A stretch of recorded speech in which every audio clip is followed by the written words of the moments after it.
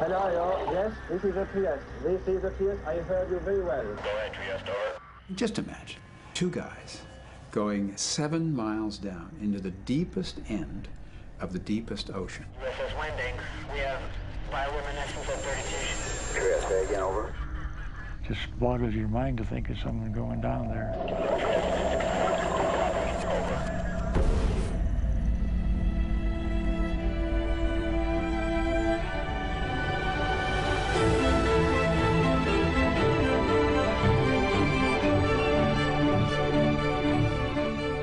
A dive to the deepest known place on Earth.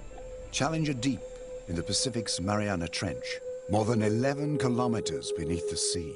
No air, no light. Two men would set out to explore the ocean's most hostile extremity. 28-year-old US Naval Lieutenant Don Walsh, a qualified submarine officer, and 37-year-old Swiss engineer Jacques Piccard. Together they would pilot a one-of-a-kind bathyscaphe, the Trieste. A creation of Jacques' father and collaborator, physicist Auguste Piccard, best known for his high-altitude study of cosmic rays. Through the 1920s and 30s, his pressurized spherical capsule would set records, surpassing an altitude of 21,000 meters. Auguste Piccard was unbelievable. He never took a rest. Even on the coffee break, he was thinking about something. Always working. Between 1930 and 1932, his balloon flights produced the first accurate measurements of radiation from space. Piccard traveled to the 1933 World Exposition in Chicago, where his stratospheric gondola was on display next to the deep-diving bathysphere designed by Otis Barton and William Beebe. The experience was life-changing. Piccard would now direct his attention to deep-sea exploration and research. Delayed by the outbreak of World War II, it was not until 1948 that the craft would finally venture into the ocean. On its first unmanned deep dive, Piccard's FNRS-2 would reach the astonishing depth of 1,400 meters. Piccard knew that it could withstand pressure at depths far, far greater. His third and most ambitious attempt, a new bathyscaphe, the Trieste. The principle behind the design of the Trieste is it's a balloon. It's a balloon that goes down instead of up. Hanging below this gasoline-filled bag, if you will, the steel ball, where these two guys were crouched together looking out this tiny, tiny little porthole. When you think about the basic physics, you know, gasoline floats, you just need enough to float that 11-ton sphere. You got the chambers on the end for air that hold you up in the surface like a life jacket. Amazing stuff that they really pulled off. The US Navy Office of Naval Research had heard of Piccard's work in Italy, by now in collaboration with his son Jacques. Undersea warfare is the Navy's game, and that's a part of it that I was involved in. And you need information. I think it was in 1956 or so, I got a directive to visit Naples, Italy, and inspect the bathyscaphe Trieste. There were a lot of things we didn't know about the undersea environment. Trieste offered a possibility of getting information that otherwise we couldn't get. The Navy, they were operating in a world that no one really understood, and they needed to study this and understand it. So they went to Europe, and they found the Trieste. It was a very interesting visit. The team was comprised of Jacques Piccard, an Italian mechanic, Giuseppe Buono. I grew up in the shipyard in Italy, and Project Trieste came along, and that was right in. And a 12-year-old boy named Johnny. That was the entire team. So came back and reported on that and said, yeah, it looks like it's worth looking into. In 1958, the Navy purchased the Trieste, replacement parts, and the consulting services of the Piccards and Giuseppe Buono for $1 million, moving them all to the Naval Electronics Laboratory in San Diego. A gutsy deep-sea research mission had begun. Project Nekton. Qualified naval submarine officer Lieutenant Larry Schumacher was appointed executive officer, and 34-year-old Dr. Andy Rechtitzer was appointed scientist in charge and project director. Andy was a pioneer in his own right who helped convince the Navy to do what they did, just one of those people who truly made a difference. I was a lieutenant in the Navy, 28 years old, and 4 years out of the Naval Academy. So one day, I'm sitting in my office on board the submarine tender, and comes this fellow, introduced himself. My name's Andy Recknitzer. And he said, the Navy's just bought this new thing, bathyscaphe Trieste. And he had this very tall guy with him. He didn't say much. His name was Jacques Picard. The Commodore said, well, how can we help? Andy Recknitzer was loaded for that question. He said, glad you asked. The only job description in the Navy we can find that is for a submersible pilot would be a submarine officer, one volunteer. And I became the officer in charge of the U.S. Navy bathyscaphe Trieste, my first command in the Navy. Recknitzer and Schumacher quickly assembled a small team of naval and civilian specialists, no more than 17 men in all, with a taste for the unknown. In 1959, he put a flyer out to the fleet and asked for a submarine engineman, and he found out they don't make things, submarine enginemen, so he put out a notice that we wanted machinery repairmen. And I was a brand new machinery repairman chief at that time. The goal of Project Nekton was basically to prove out this new platform, to show that it was capable of going anywhere in the world ocean. How do you do that? You go to the very deepest place in the ocean. Oh, I would like to go all the way someday. How far is all the way? 35,150 feet. And the bathyscaphe take somebody down that far, Jacques? Let's let him go, he does. In 1959, after just a handful of dives off the coast of California, Recknitzer felt the Trieste was ready for deeper water. They found what they were looking for in the Western Pacific. Nekton's mission, a dive to the deepest place on Earth, Challenger Deep, 350 kilometers southwest of Guam, 10,916 meters below the ocean's surface. Here, Mount Everest would stand 2,066 meters underwater. The Marianas Trench, it's as far away as you can get on the planet from the surface of the planet. Performance of every system on the Trieste was rigorously evaluated and adjusted. Trieste, as purchased and delivered in San Diego, was a 20,000-foot submersible. At the original cabin, which was made in Italy, and the original floater balloon was only capable of that depth.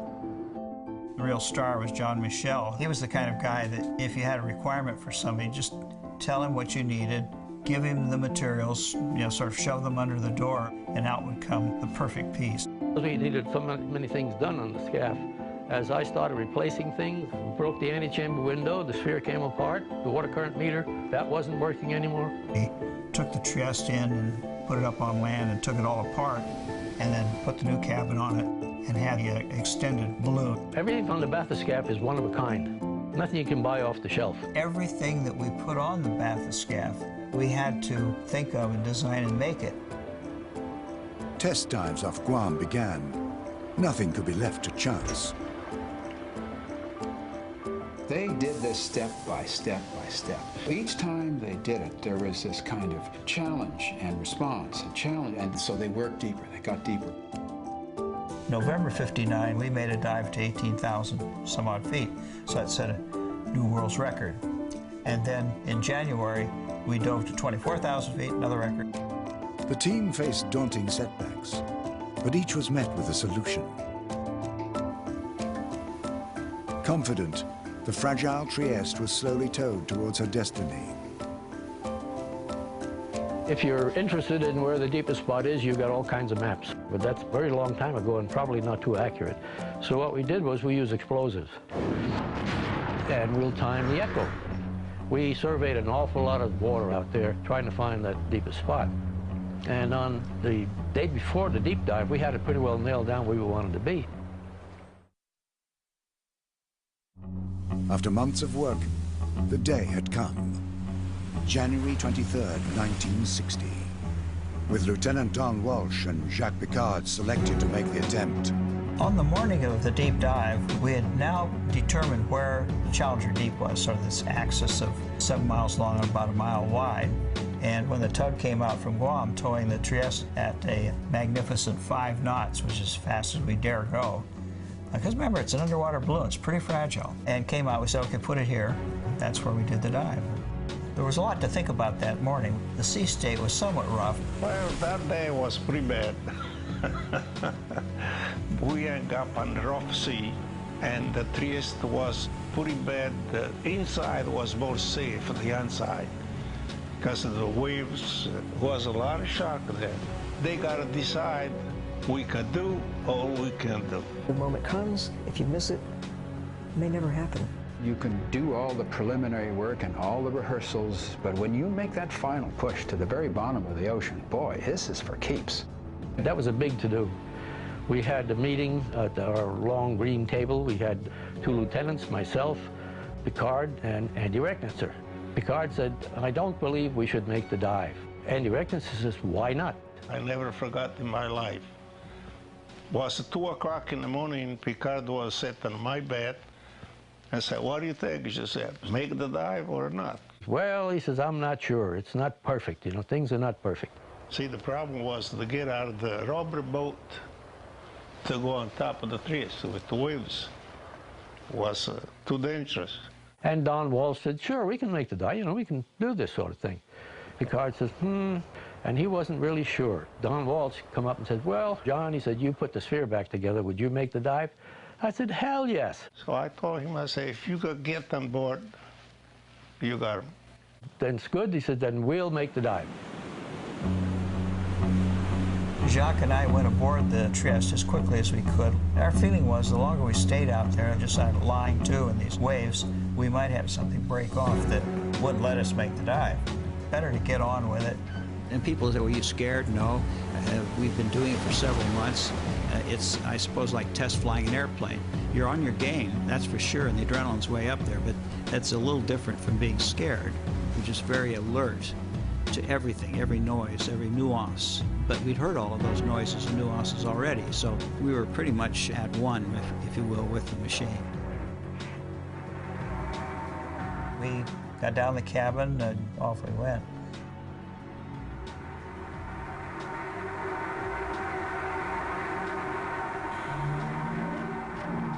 Wondered what it was like for these guys to make this descent just outside the wall of this crew cabin. There's no oxygen to breathe. It's forever dark, and the temperatures are near freezing. It's tense. Inside the cabin, probably around 40 degrees, and it's almost like a household refrigerator, and not much bigger than a household refrigerator. It was close in there. They have totally different backgrounds. One was an American naval officer, Don Walsh, and Jacques Picard was a Swiss engineer. Try to imagine him sharing this tiny little sphere, Picard being so Swiss and so courtly and sort of aristocratic, if you will. And Don, he was so Navy. Used to getting his own way. I mean, after all, he was in charge. If they had differences on the surface of the ocean, those differences disappeared as soon as they got below the surface. This was a kind of combat with the forces of the ocean. And combat like this really brings people together. They were tight inside that sphere. He came from a different place, a different world, a different set of values, but we had a common goal. Hello, yes, this is the Trieste. We are descending very slowly. The Trieste began her descent to the bottom of the ocean. 100, 300, 1,000 meters. Deeper, deeper. Releasing small amounts of the aviation fuel ballast, Walsh and Picard guided the Trieste to the thermal layers of the ocean, adjusting their rate of descent 1 to 2 meters per second. At 1,000 meters, they had slipped beneath the reach of the sun into the midnight zone. 4,000 meters, the abyssal zone, home to the most bizarre creatures on Earth, surviving under pressures of 9,000 pounds per square inch.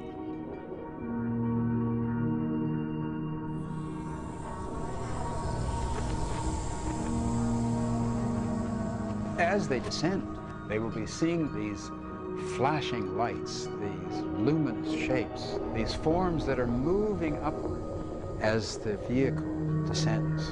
With the lights out and looking outside, you can see all these bioluminescent creatures in the ocean. It looks like, you know, snow coming up like this.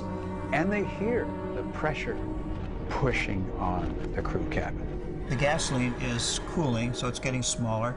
It's also being compressed. There was a variety of noises of the metal working. This thing is groaning in a special kind of way. 6,000 meters, the Hadal-Pelagic zone. Water temperature, freezing. Inside the sphere, a chilling 4.5 degrees Celsius. 9,000 meters, as deep as a commercial airliner flies high. The pressure on every square inch, almost 16,000 pounds. That's twice the weight of 2 armored Humvees. It's pressing on every square inch of steel. The total weight on the crew cabin is the full weight of the Pacific Ocean.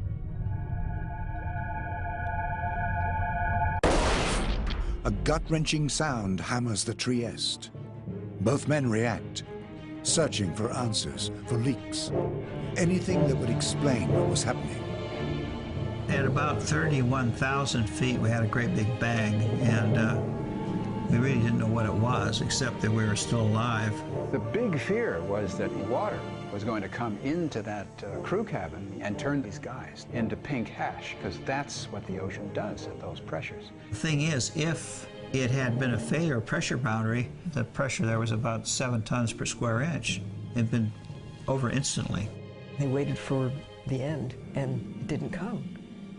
But they were so close to the bottom, and since they weren't dead, they decided to keep going.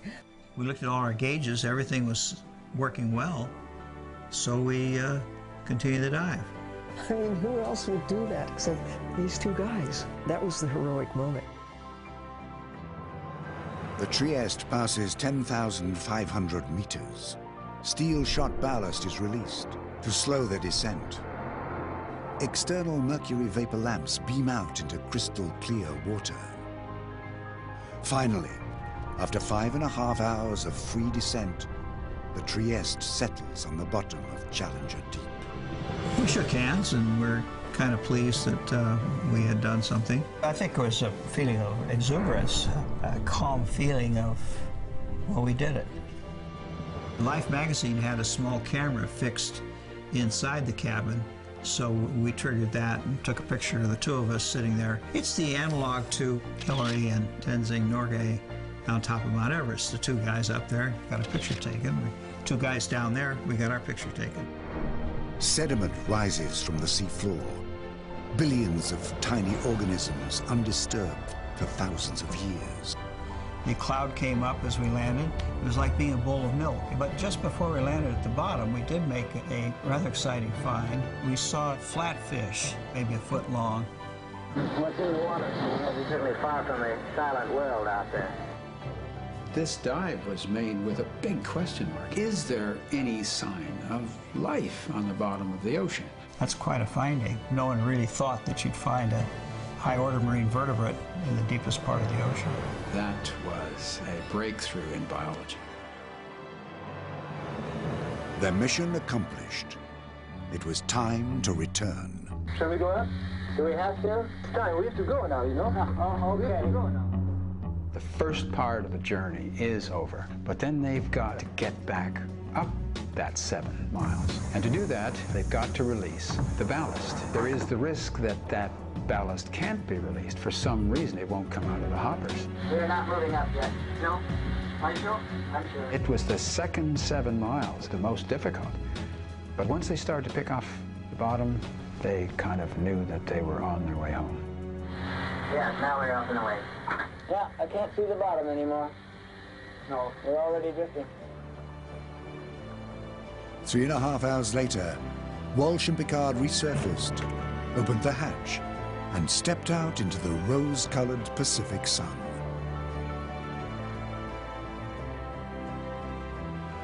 I think this is a real milestone for the Navy and for science and of course for the Picard family. But as it happened, there was another passenger on board. Well, Jacques had a specially made, Rolex did it, watch that he put inside the sail down underneath. They want to know if they can stay on that kind of pressure. So I put them in the chamber, I lock them up, secure everything, And the watch went down with the Trieste. When they come back, it was running. And from then on, in Life magazine or wherever, you saw the deep diving watch that they made that went on the Trieste. Word of the deep dive spread quickly. A record that would never be broken. Walsh, Picard, Recknitzer, and Schumacher would receive commendations from the US Navy. As for the Trieste, her name would proudly carry on the traditions of deep-sea endeavor. Don and Jacques have taught us something about courage and about commitment and about overcoming obstacles to get something really important done and get it done well. These guys are heroes. These guys were incredible. To take the calculated risks that they did, they're amazing guys. They really opened up an entire new dimension of the world. Our business was not about setting records. It was incidental to testing out this new scientific platform. The ocean, 70% of the Earth's surface, and there's so much of it has never been explored. And every time someone goes out, they're finding something new that can be helpful to humanity. It's astonishing that no one has been back since that first magnificent expedition on the 23rd of January 1960. Why not? People can wish to go to the moon, and some have made it. But only 2 people have ever been to the deepest part of the ocean. They were the first. They should not be the last.